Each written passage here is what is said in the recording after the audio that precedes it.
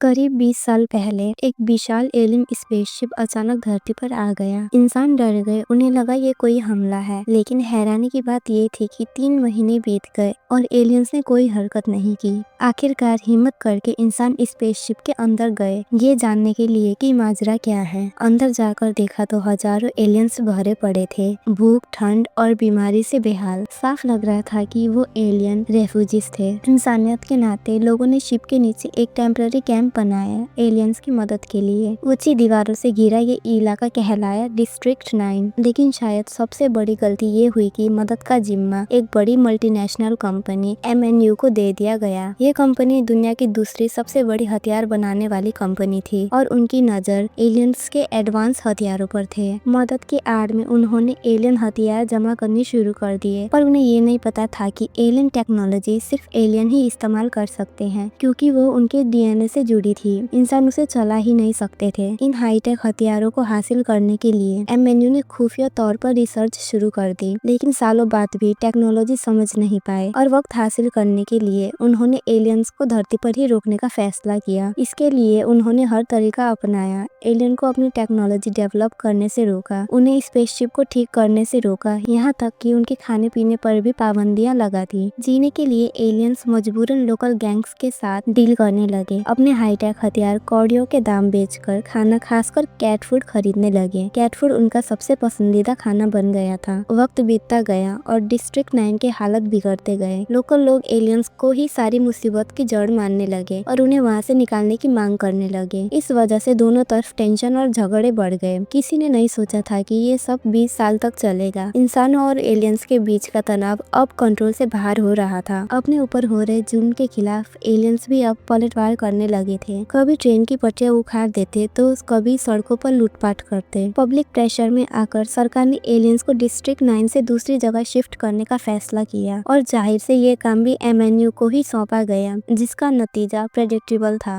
नियमों के मुताबिक एलियंस को 48 घंटे पहले नोटिस देना था, पर MNU ने ऐसा नहीं किया ताकि एलियंस अपने हथियार छुपा न सके। वो अचानक डिस्ट्रिक्ट 9 में घुस गए और एलियन से जबरदस्ती रिलोकेशन साइन करवाने लगे। एलियंस भले ही सीधे साधे दिखते हो, पर बेवकूफ नहीं थे। उन्होंने साइन करने से मना कर दिया, जिससे इंसानों से उनकी झड़प हो गई। इसी झड़प में एक एलियन ने MNU के एक वर्कर को मार डाला और जल्द ही बाकी टीम भी एलियन से घिर गई। सिचुएशन काफी खतरनाक हो गई। तभी टीम लीडर विकस ने कैट फूड का डिब्बा एलियंस की तरफ फेंका, जिससे उनका ध्यान बटा और टीम बाल बाल बची। इसके बाद उन्होंने एलियंस को कैट फूड का लालच देकर फुसलाया कि साइन करोगे तो बहुत सारे कैट फूड मिलेगा। इस तरकीब से उन्होंने कई एलियन से साइन करवा लिए और तलाशी में काफी एलियन टैग भी जब्त कर लिया। लेकिन कहानी में एक ट्विस्ट था। उसी वक्त एक एलियन क्रिस्टोफर अपने बेटे ओलिवर और दोस्त पॉल के साथ कबाड़ में कोई खास लिक्विड फ्लूइड ढूंढ रहा था। वो पिछले 20 साल से इसे जमा कर रहे थे ताकि एक दिन धरती छोड़कर जा सके। ओलिवर को एक पुराना डिवाइस मिला। वो उसे अपनी लैब जैसी जगह पर ले गए। उसमें से वो लिक्विड निकालकर फिल्टर किया और उससे वो कीमती फ्लूइड हासिल किया। यही फ्लूइड उनके स्पेसशिप के कमांड मॉड्यूल को एक्टिवेट करने के लिए जरूरी था। 20 साल की मेहनत के बाद आखिरकार उन्होंने काफी फ्लूइड जमा कर लिया था। लेकिन किस्मत देखिए, ठीक इसी अहम मोड़ पर MNU की रिलोकेशन टीम उनके दरवाजे पर आ धमकी। क्रिस्टोफर ने खतरा भांपकर वो फ्लूइड फौरन पॉल को छुपाने के लिए दे दिया। उसने पॉल को समझाया कि इंसानों के साथ सहयोग करे, झमेला ना करे और खुद ओलिवर के पास चला गया। लेकिन पॉल थोड़ा घबरा गया। उसने साइन करने से मना कर दिया और विरोध करने लगा। इससे MNU वालों को शक हो गया। उन्होंने पॉल को काबू में किया और उसके घर की तलाशी ली, जहां उन्हें वो फ्लूइड मिल गया। बेशक MNU की टीम को नहीं पता था कि ये क्या चीज है। उसे देखते जांचते वक्त वो एक्सीडेंटली विकस के चेहरे पर स्प्रे हो गया। ये हादसा विकस की जिंदगी हमेशा के लिए बदलने वाला था, पर उस वक्त विकस को अंदाजा भी नहीं था कि मामला कितना सीरियस है। उसने अपना चेहरा पोंछा और तलाशी जारी रखी। थोड़ी देर में उन्हें और भी एलियन हथियार मिले। इन सब चीजों से साफ था कि पॉल कोई आम एलियन नहीं था। MNU वालों ने उससे पूछताछ की कि वो क्या करने वाला था, लेकिन पॉल घबराहट में आपा खो बैठा और MNU वालों पर हमला करके भागने की कोशिश की। इस अफरा तफरी में विकस को भी चोट लगी, पर भागने का कोई रास्ता नहीं था। हेलीकॉप्टर से सैनिक ने गोली चला दी और पॉल वहीं ढेर हो गया। इसके फौरन बाद कोलोनल कॉवर्स वेंटर जैसा एक बेरहम ऑफिसर वहां पहुंचा और जख्मी पॉल से जबरदस्ती जानकारी उगलवाने की कोशिश करने लगा, लेकिन पॉल ने कुछ नहीं बताया। इससे कॉवर्स को गुस्सा आ गया और उसने वही पॉल को खत्म कर दिया। बाद में विकस अपनी चोट पर पट्टी बांधकर काम पर लौट गया। टीम अब क्रिस्टोफर के घर पहुंची। अंदर देखा तो वहाँ कंप्यूटर और अजीब से उपकरण भरे पड़े थे। साफ था कि क्रिस्टोफर भी कुछ छुपा रहा था, तो उन्होंने उसे भी पकड़ लिया। लेकिन तभी विकस का सिर बुरी तरह दर्द होने लगा। साफ था कि उस अजीब फ्लूइड का असर शुरू हो गया था। टीम को फिलहाल पीछे हटना पड़ा।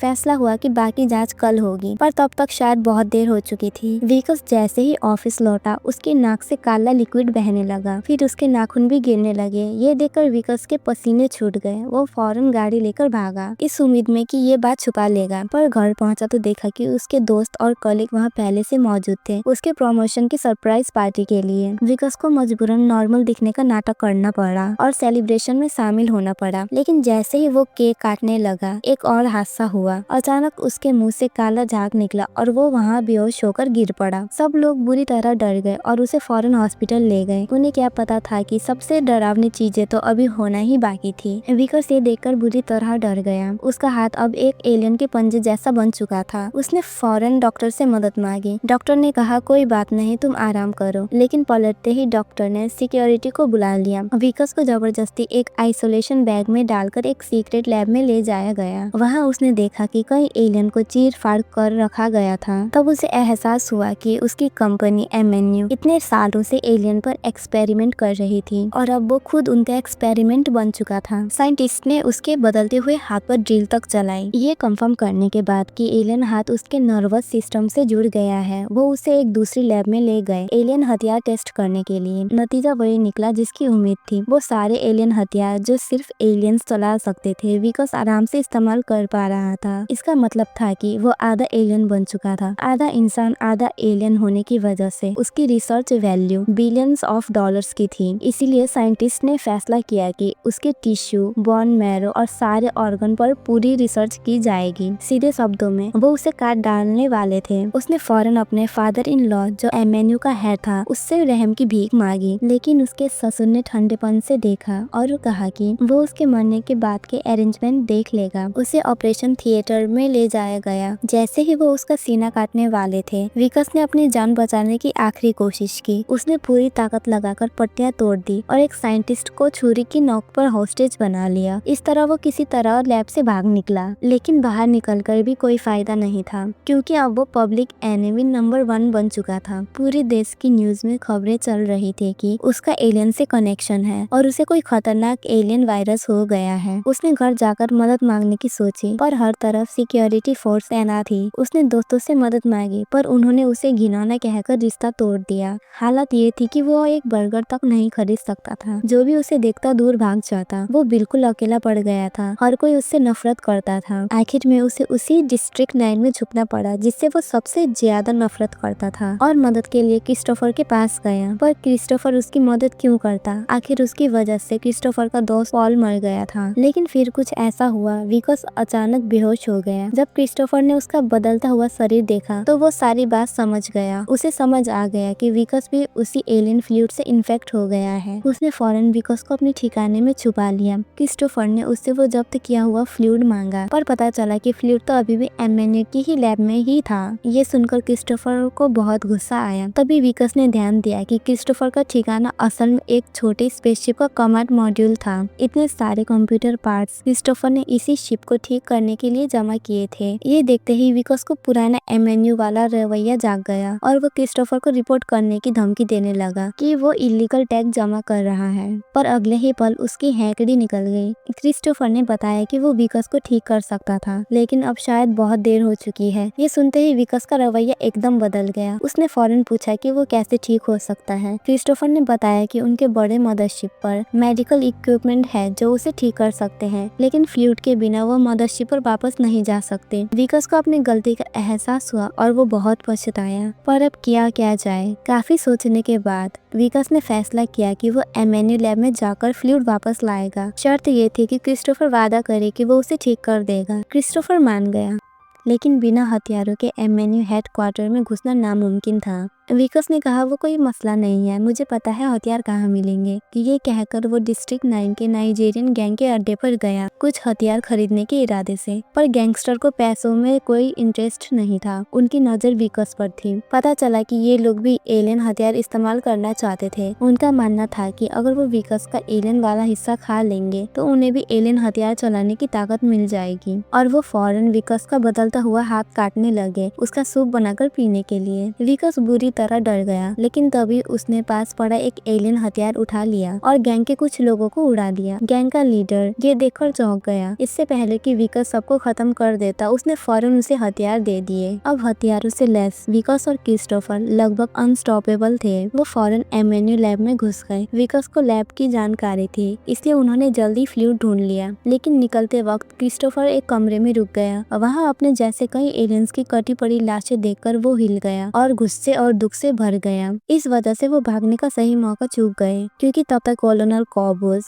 और उसके सैनिक अंदर आ चुके थे। खतरा देखकर विकस ने क्रिस्टोफर को उसके बेटे ओलिवर की याद दिलाई कि उसे अपने बेटे के लिए जाना होगा। ये सुनकर क्रिस्टोफर होश में आया। वो फौरन वेपन्स रूम भागा, वहाँ से एक एलियन ग्रेनेड लिया और दीवार में एक बड़ा छेद बनाकर रास्ता बना लिया। फिर एक गाड़ी लेकर वो लैब से भाग निकले। वो कामयाबी के करीब थे, लेकिन तभी क्रिस्टोफर ने कहा कि विकस को ठीक होने के लिए 3 साल इंतजार करना होगा। उससे पहले अपने होम प्लेनेट जाकर मदद लानी होगी, क्योंकि अभी वो इंसानों से लड़ने के लिए तैयार नहीं थे। विकस ये सुनकर बौखला गया। वो 3 साल इंतजार नहीं कर सकता था। उसने गुस्से में क्रिस्टोफर को बेहोश कर दिया और अकेले ही छोटे शिप को उड़ाकर मदरशिप जाने का फैसला किया। ओलिवर ने ये देखा और पूछा कि उसके पापा कहाँ हैं। विकस ने फिर झूठ बोला कि उसके पापा ठीक हैं और उन्हें पहले निकलना होगा। ओलिवर की मदद से विकस ने शिप स्टार्ट कर लिया, पर जैसे ही शिप उड़ा उस पर मिसाइल लॉक हो गई। एक जोरदार धमाका हुआ, मिसाइल शिप के इंजन पर लगी और शिप हवा से नीचे गिर गया। कॉबिस के सैनिक शिप में घुसे और विकस को दोबारा पकड़ लिया, लेकिन उन्हें ओलिवर नहीं दिखा। वो तारों के पीछे छुप गया था। विकस और होश में आ चुके क्रिस्टोफर को आर्मर गाड़ी में डाल दिया गया। उन्हें वापस एक्सपेरिमेंट के लिए ले जाया जा रहा था, लेकिन डिस्ट्रिक्ट 9 से निकलना इतना आसान नहीं था। अगले ही पल उनकी गाड़ी को नाइजीरियन गैंग ने घेर लिया। जाहिर है गैंग उन्हें बचाने नहीं आया था, वो विकस को पकड़ने के लिए आए थे। गैंग के हमले को देखते हुए कॉबस के सैनिकों को पीछे हटना पड़ा और इस तरह विकस नाइजीरियन गैंग के कब्जे में आ गया। वो फिर से उसका हाथ काटकर खाने की तैयारी करने लगे, लेकिन वो भूल गए थे कि ओलिवर अभी भी आजाद था। ओलिवर ने रिमोट कंट्रोल से पास पड़े एक विशाल एलियन रोबोट सूट को एक्टिवेट कर दिया। अगले ही पल उस रोबोट सूट ने ऑटोमेटिक फायरिंग शुरू कर दी और नाइजीरियन गैंग के लोगों को उड़ाकर रख दिया। बचे हुए गैंगस्टर ये देखकर बुरी तरह डर गए और उन्होंने सूट पर अंधाधुंध गोलियां चलाई, पर कोई फायदा नहीं था। रोबोट सूट में कोई मैग्नेटिक फील्ड जैसा हथियार था, जिससे सारी गोलियां को हवा में ही रोककर जमा कर लिया। जैसे ही दुश्मनों ने गोलियां रिलोड करने की कोशिश की, सूट ने वो सारी गोलियां वापस उन्हीं पर दाग दी और सारे दुश्मन वहीं पर ढेर हो गए। गैंग लीडर डर के मारे कांप रहा था, लेकिन वो भी मारा गया। इसके बाद ओलिवर ने सूट को कंट्रोल करके विकस की तरफ इशारा किया कि वो अंदर आ जाए और बच निकले, लेकिन विकस डरपोक था। वो अंदर जाने से हिचकिचा रहा था और उसके पास कोई चारा नहीं था। एमएनयू के सैनिक उसे घेर चुके थे और स्मोक ग्रेनेड फेंक रहे थे। धुएं से परेशान होकर विकस डरते डरते सूट के अंदर बैठ गया। वो सूट पहनकर बाहर निकला, लेकिन अभी भी वो सैनिकों से सीधे भिड़ने से डर रहा था। वो क्रिस्टोफर को वहीं छोड़कर भागने लगा। क्रिस्टोफर को अकेला देखकर कॉबिस ने ऑर्डर दिया कि उसे खत्म कर दिया जाए, क्योंकि अब वो किसी काम का नहीं था। ये सुनकर विकस का जमीर जागा। उसे एहसास हुआ कि क्रिस्टोफर की इस हालत का जिम्मेदार वो खुद है। वो फौरन वापस मुड़ा और सूट के हथियार से कॉबस के सैनिकों पर जबरदस्त फायरिंग की, जिससे वो भागने लगे। फिर उसने क्रिस्टोफर को कवर दिया और उससे अपने बेटे ओलिवर के पास जाने को कहा, जबकि खुद सैनिकों की भारी फायरिंग का सामना करने लगा। विकस ने सूट की शील्ड से गोलियां रोकी और आसपास की चीजों का इस्तेमाल करके पलटवार किया। तभी एक ऊंची जगह से स्नाइपर ने भारी हथियार से फायर किया और सूट जमीन पर गिर गया, पर विकस रुका नहीं। उसने फौरन उठकर स्नाइपर को मार गिराया और आगे बढ़ा, लेकिन और भी स्नाइपर थे।